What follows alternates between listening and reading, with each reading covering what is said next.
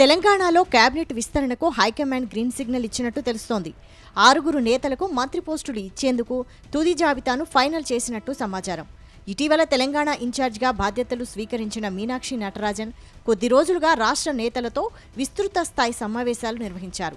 ఆ తర్వాత పోస్టుల పంపకాలపై ఓ నివేదిక రెడీ చేసినట్టు తెలుస్తోంది. ఇప్పుడు ఆ నివేదికను సిద్ధం చేసి హైకమాండ్కు ఇచ్చినట్లుగా సమాచారం. ఈ నేపథ్యంలో హైకమాండ్ పెద్దలు త్వరలోనే సీఎం రేవంత్ రెడ్డిని ఢిల్లీకి పిలిచి పదవుల భర్తీకి గ్రీన్ సిగ్నల్ ఇచ్చే అవకాశాలు ఉన్నాయని పార్టీలో ప్రచారం జరుగుతోంది.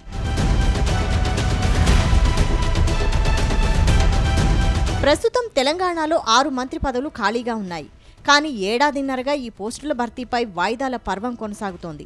ఈ పోస్టులను దక్కించుకునేందుకు నేతల మధ్య తీవ్రమైన పోటీ నెలకొంది. దీనికి కారణం లేకపోలేదు. గత అసెంబ్లీ ఎన్నికలకు ముందు ఇతర పార్టీలో నుంచి కొందరు నేతలు కాంగ్రెస్ పార్టీలో చేరారు. ఇందులో కోమటిరెడ్డి రాజగోపాల్ రెడ్డి, వివేక్ వెంకటస్వామి లాంటి నేతలు ఉన్నారు. వీరికి కాంగ్రెస్ పార్టీ అధికారంలోకి రాగానే మంత్రి పదవులు ఇస్తామని హైకమాండ్ హామీ ఇచ్చింది. ఇటీవల మంత్రివర్గం కోసం కసరత్తు చేసిన సమయంలో వీరి పేర్లు ప్రముఖంగా వినిపించాయి. కానీ వీరికి మంత్రి పదవులు ఇవ్వొద్దంటూ కొందరు నేతలు అభ్యంతరం చెప్పడంతో విస్తరణను హైకమాండ్ వాయిదా వేసింది.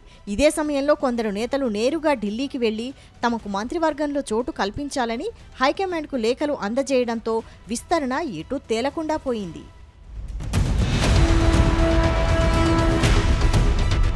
ప్రస్తుతం కేబినెట్ విస్తరణ జరిగితే తమకు అవకాశం ఇవ్వాలంటూ కోమటిరెడ్డి రాజగోపాల్ రెడ్డి, చెన్నూరు ఎమ్మెల్యే వివేక్ ఎదురుచూస్తున్నారు. కానీ రాజగోపాల్ రెడ్డి అన్న వెంకటరెడ్డి మంత్రిగా ఉండడంతో అభ్యంతరాలు వ్యక్తమవుతున్నాయి.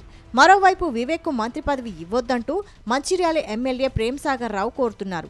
తనకు ఆదిలాబాద్ కోటాలో అవకాశం ఇవ్వాలని కోరుతున్నారు. అటు రంగారెడ్డి జిల్లా నేతకు మంత్రి పదవి ఇవ్వాలంటూ జానారెడ్డి హైకమాండ్ పెద్దలను కోరారు. ఇక సీఎం రేవంత్ రెడ్డి సొంత జిల్లాకు చెందిన వాకిటి శ్రీహరికి మంత్రి పదవిని ఇవ్వకుండా కొందరు నేతలు అడ్డుకుంటున్నట్టు ప్రచారం జరుగుతోంది. ఈ వరుస పరిణామాలన్నీ అంచనా వేసిన పార్టీ వ్యవహారాల ఇన్ఛార్జ్ మీనాక్షి నటరాజన్ ఓ లిస్టును ఫైనల్ చేసినట్టు తెలుస్తోంది.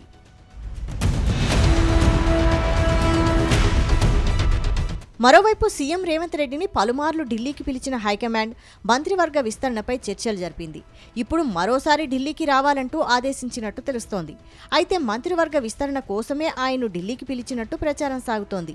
ఆయనతో పాటు పార్టీలో మరికొందరు నేతల నుంచి అభిప్రాయం తీసుకునే అవకాశం ఉందని అంటున్నారు. కానీ ఇప్పుడు మాత్రం ఎవరి సిఫారసులు తీసుకోకుండా పార్టీ హైకమాండ్ అన్ని ఆలోచించి నిర్ణయం తీసుకుందని చెప్పే అవకాశం ఉందని చెబుతున్నారు. అదే సమయంలో పార్టీ క్యాడర్ కూడా పదవుల కోసం ఎదురుచూస్తోంది. నామినేటెడ్ పోస్టులను భర్తీ చేసే అవకాశం ఉందని అంటున్నారు. మొత్తానికి పార్టీ హైకమాండ్తో సీఎం రేవంత్ రెడ్డి భేటీ తర్వాత మంత్రివర్గ విస్తరణపై ఓ క్లారిటీ వచ్చే అవకాశం ఉందని పార్టీ నేతలు చెబుతున్నారు.